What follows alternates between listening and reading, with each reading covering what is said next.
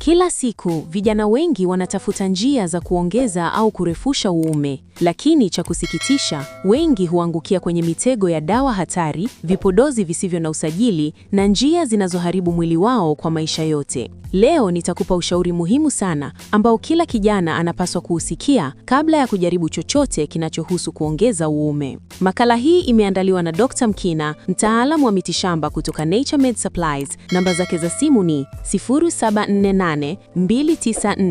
0748294113. Pia zinapita chini ya screen ya video hii. Unaweza kumpigia kwa kuomba ushauri au tiba asilia zilizoandaliwa kwa misingi ya kibiolojia zenye uwezo wa kuondoa changamoto yako ulionayo. Kama ni mara yako ya kwanza kuona video zetu, na kuomba sana bonyeza neno subscribe chini ya video hii na kuwasha alama ya kengele iliyopo pembeni yake ili uweze kupata taarifa ya video mpya kila tunapozi-upload. 1. Uume wa kila mtu ni wa kipekee na kawaida hutofautiana. Kabla ya kufikiria kuongeza uume, ni muhimu kufahamu kuwa ukubwa hutofautiana kati ya mtu na mtu bila kuathiri uwezo wa kufanya mapenzi au kuzaa.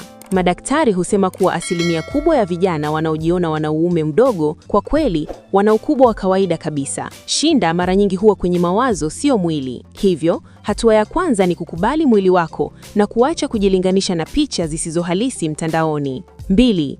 Epuka dawa na mafuta yasiyo na usajili. Kuna watu wengi wanaotumia hamu ya vijana kama biashara. Wanauza mafuta, dawa, vidonge na hata sindano zinazodai kuongeza uume katika muda mfupi. Hizi husababisha madhara kama maumivu makali, uharibifu wa mishipa, vidonda, uume kupinda vibaya na wakati mwingine upofu wa kudumu kwa mishipa ya ndani. Hakuna dawa ya miujiza ya kuongeza uume haraka bila madhara. Ukiona mtu anakuahidi hivyo, jua ni hatari. 3. Usifanye mazoezi hatari kama kufunga vitu au kuvuta uume. Baadhi ya vijana wamekuwa wakifunga uzito au kuvuta uume wakiamini utaongezeka. Hii ni hatari mno kwa sababu huathiri mishipa ya damu na inaweza kuleta majeraha ya kudumu. Uume ni kiungo chenye mishipa nyeti sana na ukiharibu huwezi kuirudisha. Mazoezi pekee yanayokubalika kitabibu ni yale ya pelvic floor ambayo yanahusiana na misuli ya ndani na sio kuvuta au kunyoosha uume. 4. Kipaumbele kiwe kwenye afya ya mwili, sio urefu wa uume. Uwezo wa mwanaume unatokana zaidi na mzunguko wa damu,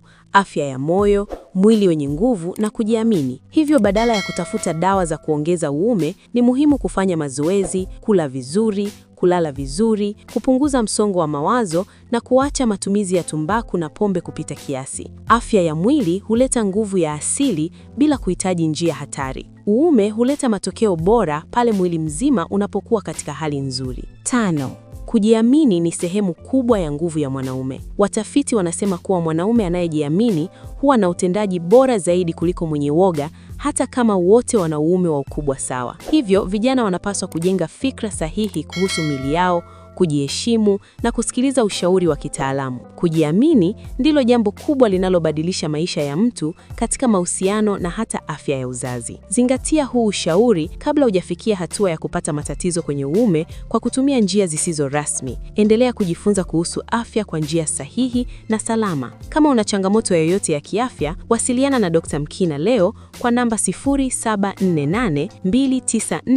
0748294113. Tafadhali, kama ni mara yako ya kwanza kuona video zetu, na kuomba sana bonyeza neno subscribe chini ya video hii na kuwasha alama ya kengele iliyopo pembeni yake ili uwe wa kwanza kuona video zetu pale tunapo-upload. Like pamoja na kushare video hii ili wengine wajifunze. Makala hii imeandaliwa na Dr. Mkina. Kama unahitaji ushauri wa kiafya au dawa asilia zilizoandaliwa kwa misingi ya kibiolojia, wasiliana na Dr. Mkina. Namba zake ni 0748294113. Pia zinapita chini ya screen ya video hii. Kumbuka kuwa Naturemed Supplies inajitahidi kuhakikisha kuwa kila mwanadamu anakuwa na afya njema kutokana na vitu asilia. Asante kwa kutazama video hii mpaka mwisho. Ubarikiwe sana. Tukutane tena kwenye video zijazo.